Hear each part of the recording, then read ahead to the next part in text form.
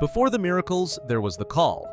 He walked by the Sea of Galilee where the water held the morning light like gold, and he looked at ordinary men doing ordinary work.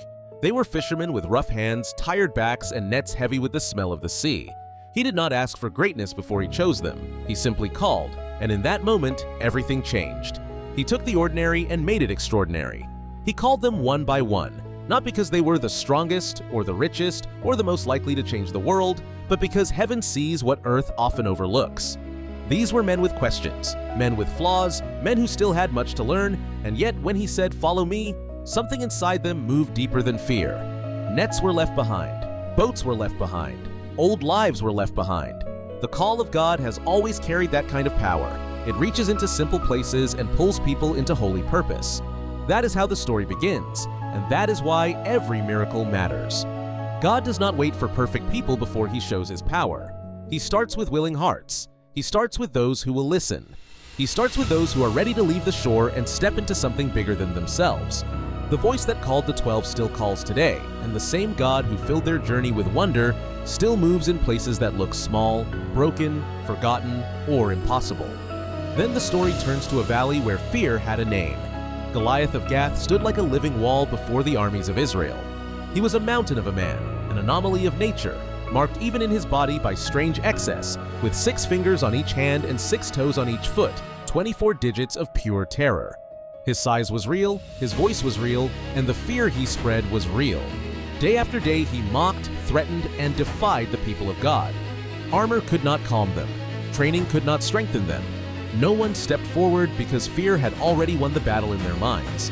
But a giant is only as big as the fear he inspires. Into that valley came David, young and unshaken, carrying no sword of his own and no image of himself as a hero. He did not stand there trusting in his size, his strength, or his skill alone. He stood there remembering who God is. While others saw a giant too big to fight, David saw an enemy too big to miss. He knew that victory does not belong to the loudest voice, the tallest body, or the heaviest weapon. Victory belongs to the Lord. So David stepped forward with a sling, a stone, and a faith stronger than bronze. The valley held its breath. The armies watched. The giant laughed. Then the stone flew with the force of trust placed fully in God, and the giant fell. Just like that, terror hit the ground. The one who looked impossible was brought low by the power of a God who needs no human scale to measure what can be done.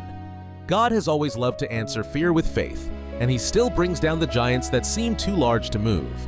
Then the scene opens into a silent desert, white with dust and filled with bones. Everywhere Ezekiel looked, there was loss. Not fresh pain, but old pain. Not recent ruin, but a field covered in what seemed beyond repair. These were not wounded people waiting for recovery. These were dry bones emptied of breath, stripped of strength, cut off from hope. And then came the question that still reaches every hopeless place in the human heart. Can these bones live? By human wisdom, the answer was no. By sight, the answer was no. By every natural measure, the answer was no. But God does not ask questions because he lacks knowledge. He asks questions because he is about to reveal power. When the Spirit breathes, the rattling begins. At the word of the Lord, bone came to bone. Frames rose from the dust. Sinew and flesh covered what had been lifeless. Then breath entered them, and what was dead stood up like a mighty army. This is the power of God in the impossible. He does not only repair what is weak, he revives what is dead. He does not only encourage what is fading, he speaks life into what has long been buried under sorrow, failure, and silence.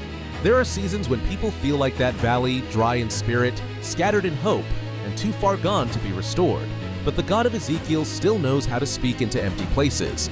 He still knows how to gather broken pieces. He still knows how to breathe life where no life seems left. And then, in one of the strangest and most unforgettable moments in Scripture, God speaks through a creature no one expected. Balaam rode forward with plans in his heart, blind to the danger standing in his path. But the donkey saw what the prophet did not see.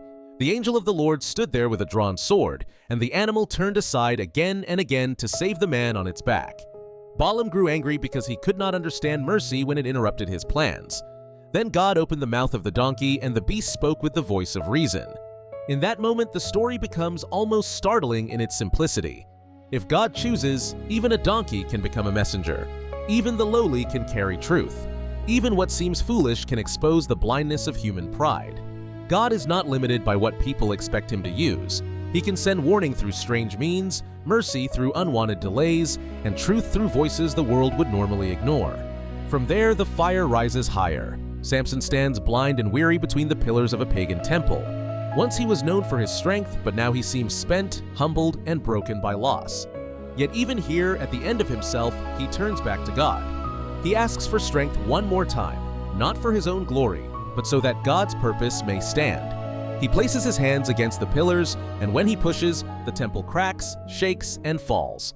True strength is not in the muscle, but in the maker. Human power fades. Human pride collapses. But when God gives strength, even a broken man can shake a kingdom. Then Moses stands before the sea, with fear behind him and impossibility before him. Pharaoh's army closes in. The people cry out.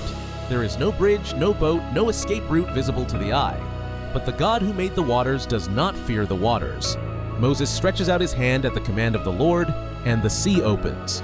Walls of water rise. A path appears where none existed. The people walk through on dry ground because God made a way in the place that looked sealed shut. That is what he does. He opens what cannot be opened. He parts what cannot be crossed. He leads his people through what should have swallowed them whole. And Elijah, the prophet of fire, reaches the end of his earthly road in glory. There is wind, wonder, and the blazing sign of heaven's power as a chariot of fire appears. Elijah is taken up not in defeat, not in silence, but in the fierce beauty of God's presence. The same Lord who calls by the sea, who topples giants, who raises dry bones, who speaks through the unexpected, and who parts the waters also lifts his servants beyond the limits of this world. His power does not end at the edge of human weakness. His power carries through life, death, judgment, mercy, and eternity. So when all these moments are gathered together, the message becomes clear. God has always been the God of the impossible. He calls the ordinary into purpose. He brings down giants that have ruled through fear. He raises what has been dry, dead, and scattered. He speaks through unexpected voices. He gives strength to the weak, a path through the sea, and fire to carry his glory across generations.